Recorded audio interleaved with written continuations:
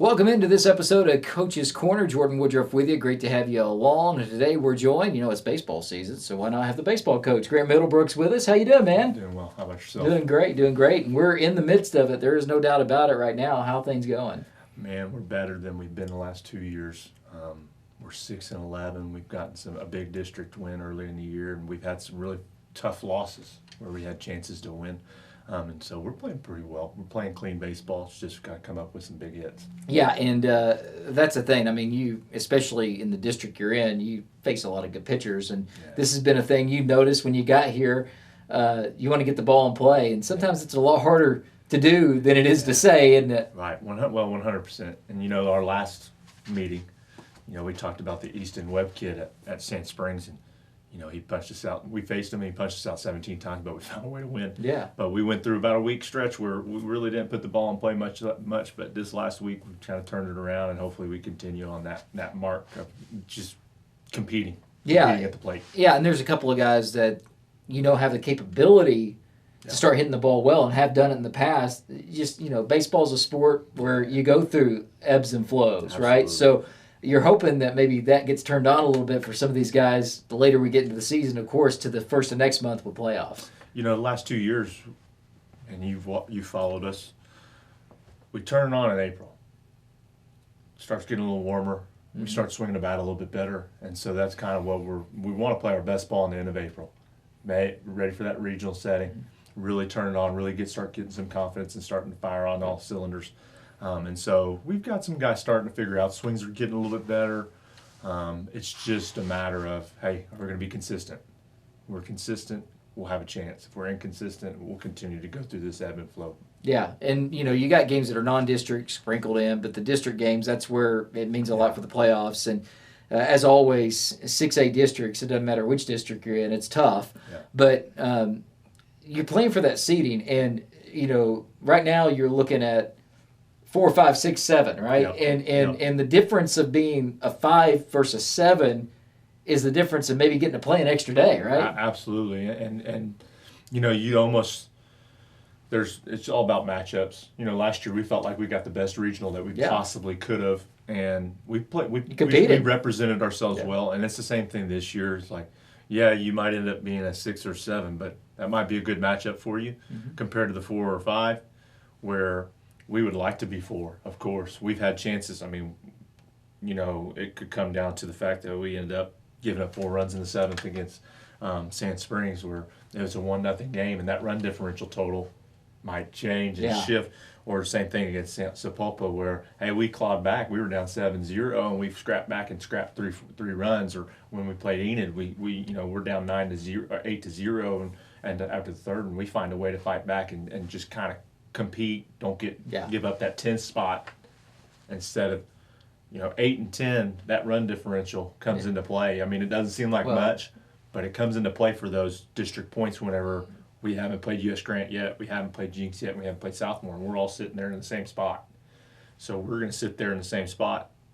Then it'll come down to run differential depending on if we handle business or not. Yeah. If we handle business and get 3 sweeps, then we'll be a 4. Oh, that'd be great, yeah. And now looking at your pitching, and if you're pitching the ball well, and in high school baseball, yes, elite pitchers will make the difference of possibly making a state tournament run, winning a state tournament. Absolutely. But if you can get guys that can consistently put the ball over the plate in their spots, you're going to be able to compete in every game, and you're getting that right now. No, absolutely. In the beginning of the year, we sat there and said, I think we're going to have to Johnny Holstaff, and some of our pitchers have made me scrap that idea because a kid named Ace McLeod, he threw 6 innings last year for us as a sophomore, and this year he's already at 30+, and he's thrown really, really well, just pounding the zone, competing. He's at a 65% strike rate. Isaiah Branstetter's another one. He's at a 60+% strike rate. Lance Arbona, he's finally back in not full tilt. Yeah, I was going to say. He was planned to be our number 1, and you could tell. I mean, he's 70% strikes, 64% first pitch strikes. And it's only getting better and better the longer he's doing it. That's it. And so, he pitched last Thursday against Barnsdall, and so he'll pitch this Friday against either Harrow or Midwest City. But keep him under that pitch count so he can come back and pitch his first district week next week. just trying to build him up. But then there's other guys. Jackson Hunt's starting to turn around. His last couple outings, he's getting better every outing. Colin McMartin came in last night. Johnston Burke, the young quarterback that came out this year, early he kind of had some struggles with the speed. But, last night comes in, one pitch, ground ball, double play, and he's out of it. And he's starting to come along. And some of these other guys that, Old Faithful, Hayden LeClaire, he's a 65% strike thrower. He doesn't necessarily throw super hard. He's about 71, but it may be what you need at the time. He can throw 3 to 4 different pitches, and he just goes in. Last night he comes in and shuts the door for 2 innings for us because we know he's going to go in there, compete, throw strikes, and give us a chance. Yeah. So our whole entire staff, we've got about 6-7 guys that have thrown about 5 innings, 6 innings right now, and then we've got 3 guys that have thrown 20 plus because they've thrown so well. To where we kind of had to rip up our game plan for the season and go with what's working. Yeah, and the thing with that is, once you get to your regional type setting, you never know what you may need just to get to that next game and possibly put yourself in a chance to win and get to a state tournament. So, you really need a pretty strong bullpen because you're probably going to have to use them at some point. Well, that's just it. Early season, you got to develop. You got to give guys opportunities and even put guys in opportunities that maybe aren't necessarily what they're going to be in later. But if you give them the chance early, and you can put them in it later. Yeah. And so even if it's fail or not, sink or swim, we'll see what they have made up. And sometimes you might get the result, not get the result, or we had some young arms that had chances to come shut a door for us and keep us in ball games or whatever else. And ball didn't go their way. Sometimes it's a ground ball with ice. It's a great pitch. Everything you wanted. If it's 2 feet to the right, we make a double play ball and we're out of the inning and it's 1-0. But it's 2 feet to the left and it scores 2 runs. Yeah. So getting those young guys those opportunities will only bode well for us in the future in the regional setting because everybody needs to be comfortable doing something. You never know about rain. Yeah. You never know about pitch counts. Yeah. You got 2 games in one day. You got 2 games in one day. You got 1 game.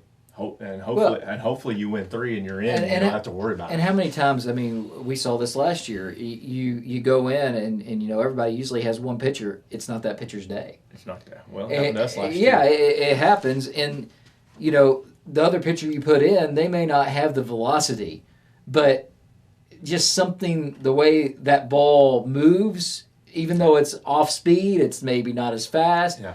That team has trouble hitting it, you find something there. You never know when that moment's going to happen for that guy out of the bullpen. We talk about the hitting speeds. Whenever you're facing Easton Webb and some of these guys, the Ronaldo kid from Owasso and the Gonzalez kid from Enid on Monday night, they're 88, 89, 90.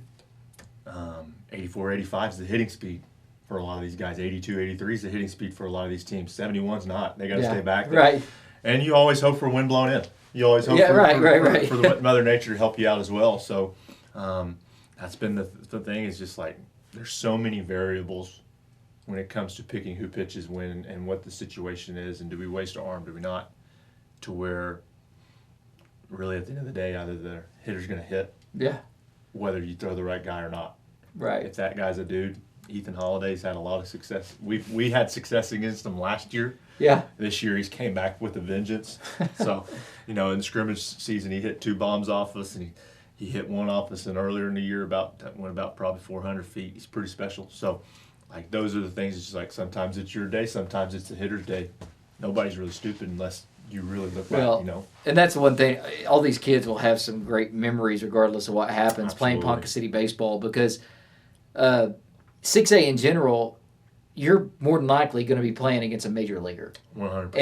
And these kids are getting a chance to play against a guy that's probably going to be the number 1 overall draft pick. Yeah, 100%. We'll get to see him Thursday, so we'll get to see him again on Thursday. Yeah. So it's fun because he's a great kid. Yeah.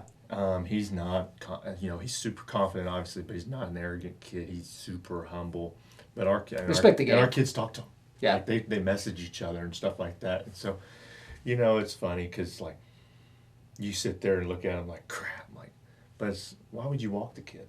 He's a high school kid. Let's see how good he is. Well, see, if you can't go get him. Compete. Go get him. Why not have that memory for the rest of your life? Hey, you got this kid out. And not only that, you got to him a couple of times last year in the regional, right? Yeah, so, absolutely. that's the thing you got to look at.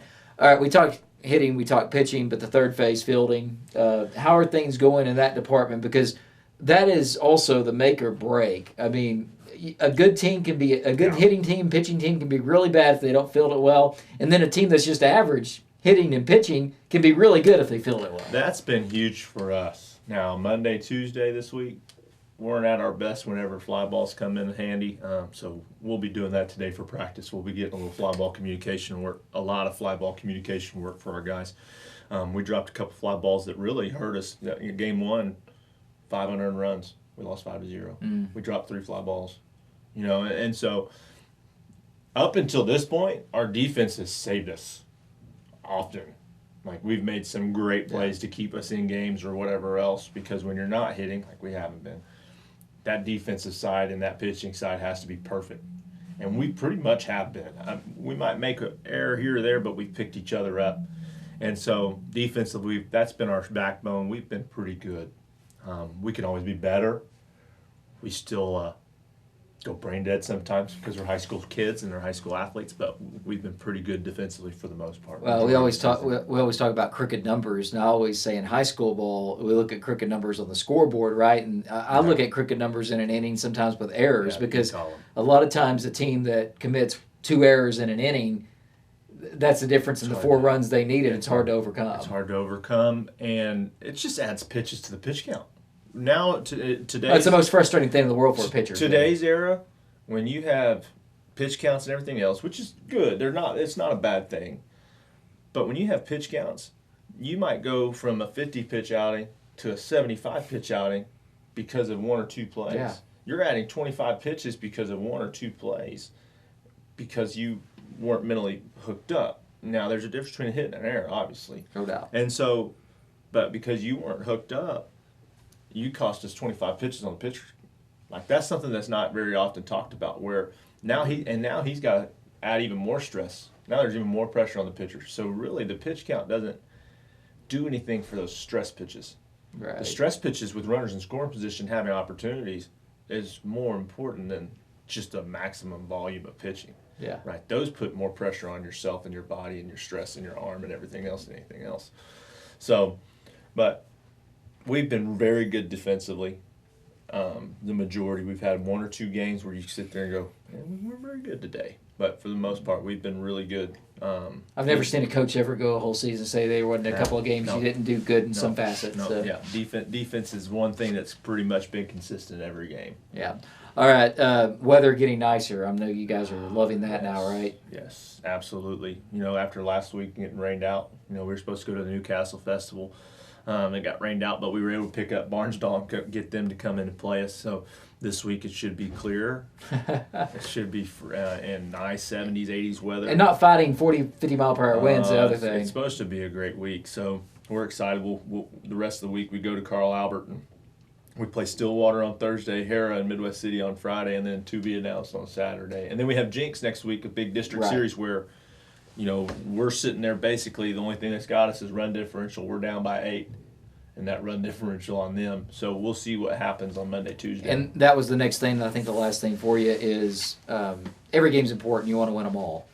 But which games are you eyed in on? I'm sure they're the district matchups. You just mentioned Jinx that, for you guys to achieve what you want, what are the games you got eyed in before you get to the regionals 1st of May? Well, the Jinx and Southmore. Those are 2 district series. Our last 2 major district series. We got U.S. Grand in there too, but Jinx and Southmore, if we play like we have and we get a little better offensively, those 4 games right there could be a lot of fun for us because we've played really well in other facets, and they're similar to us. And so it's not playing Owasso, it's not playing anywhere you have to play. We have to play perfect no matter what, but you just have a little bit more confidence because we beat Jinx last year in a regional. Right. So our kids actually believe. Well, beating Sand Springs like you did, it has to mean a lot for you guys too. It's huge, especially after the way we lost to Owasso at home in a doubleheader fashion. We had a rough stretch early, from attitudes to everything, and so we got that kind of cleared up, and we kind of took off playing better ball and being better teammates, and our coaching staff. Same thing. We've got to be better too, and so But when it comes down to those two series right there, and then, I mean, you obviously have Tonka at the end of the year that you don't want to lose to them. Right. You want to make sure you beat them. And then there's some other big time games. You never want to lose to Bartlesville. Right. Yeah, the rivals in the district games, yeah. So those are kind of the things. But, I mean, we'd like to go win out. Yeah, well, of course. Last year we won 12 games in the month of April. We really got hot. And so I'm hoping kind of to do the same thing because we're in a better – last year we started out 1-15. Yeah. And there was multiple situations in that deal of why, but this year we're 6-11. We've played better baseball. There's a couple games that we wish we had back that that losing the home opener at PC North, we shouldn't have done that, but I think that we let the pressure get to us a little bit. But losing to PC North, that's a game that you wish you had back. That puts you at 7 and 10, and then you lose that tight one to Sepulpa when you're at home. That puts you at 8 and 9. You're sitting there and you really feel. But our kids are feeling really confident. It seems like you can have just a vibe. It's a good vibe check in the locker room. So, but those are the games that I would say that we're really super focused on. Beat Stillwater would be really cool on Thursday. It would be really cool. But like stuff just. Take it one game at a time. Right. And start learning how to win.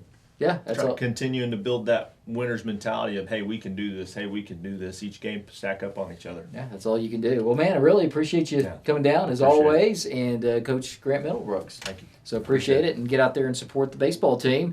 As just got about a little over a month to go. Hope it's a little over a month because that means you're in the state tournament. But absolutely. We'd love for that to happen. But get out there and support the team. All right, that's going to do it for today's Coach's Corner. Jordan Woodruff saying so long, and until next time, go Cats.